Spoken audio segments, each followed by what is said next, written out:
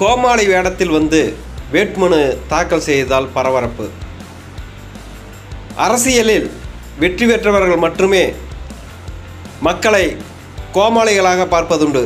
ஆனால் சூலூர் தொகுதியில் வேட்புமனு தாக்கல் செய்த ஒரு சுயேட்சை வேட்பாளர் தான் கோமாளியாகவே மாறி தேர்தல் அதிகாரியிடம் வேட்புமனு செய்தது அனைவரையும் வியப்பில் ஆழ்த்தியுள்ளது. இவர் இடைத்தேர்தல் எங்கு நடைபெற்றாலும் முதல் ஆளாக தனது வேட்புமனுவை தாக்கல் செய்வார், அதுவும் வித்தியாசமான வேடங்களில்.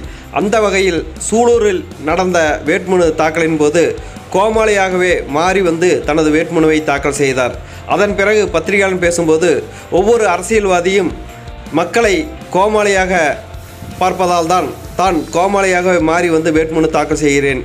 எனவே வெற்றி பெற்ற பிறகு பொதுமக்களுக்கு ஏதாவது நல்லது செய்ய வேண்டும், பொதுமக்களை கோமாளியாக மாற்றக்கூடாது என்ற நோக்கத்தில்தான் தான் கோமாளியாக மாறி வந்து வேட்புமனு தாக்கல் செய்வதாக பத்திரிகையாளர் தெரிவித்தார் இந்த நூர் முகமது.